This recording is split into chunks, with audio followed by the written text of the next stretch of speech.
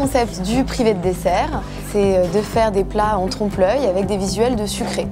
Donc entrée et plat ressemblent à des gâteaux, des pâtisseries, des desserts, tout ce qui relève du domaine du sucré. Il y a un visuel qui est assez déroutant, ce qui fait que quand on apporte l'assiette au client, il y a une vraie expérience au niveau du visuel d'abord, avant le goût. Caviar d'aubergine, filet de bar et nougatine version salée.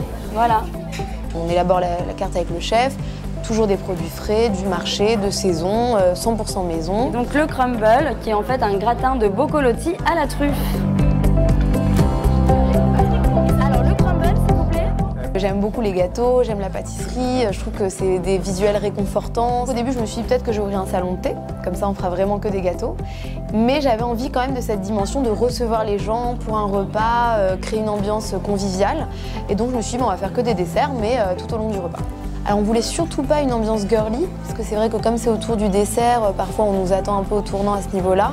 On voulait vraiment une ambiance chaleureuse, un peu comme si on recevait les gens chez nous. Et d'ailleurs il y a beaucoup d'objets qui viennent de chez nous, qu'on avait déjà un peu chinés par-ci par-là dans des brocantes, des affiches de films, des miroirs, des tableaux, donc c'est un peu hétéroclite. Pour la carte en elle-même, à chaque fois on a entre 6 et 7 entrées ou 6 et 7 plats, pas plus, pour tout faire nous-mêmes. On doit avoir un choix assez restreint. Et pour l'offre produit, il y a 2 plats qui restent par contre à chaque carte.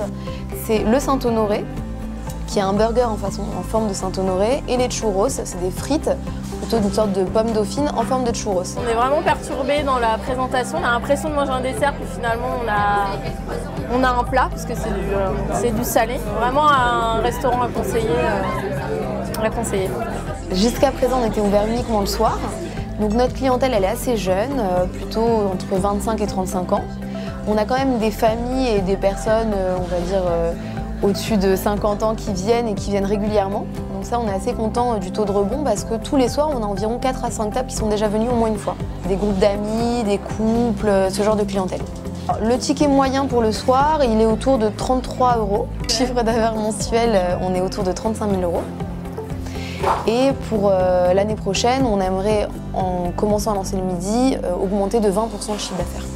En tout, c'est un investissement de 250 000 €. Alors, le coût matière est de 25%. Les frais de personnel, on est autour de 30%. Les projets de développement, on vient d'ouvrir le midi. Donc ça, c'est vraiment notre axe de développement principal. On espère vraiment que ça va prendre. Après, on a été approché par une société qui aimerait nous proposer un partenariat peut-être pour New York. Et on n'a pas du tout les fonds pour l'instant, mais c'est vrai qu'à l'international, on a discuté avec pas mal de gens, pour Londres et New York notamment, qui nous disent que ça marcherait bien. Et bon, c'est très tentant, mais on n'est pas encore là.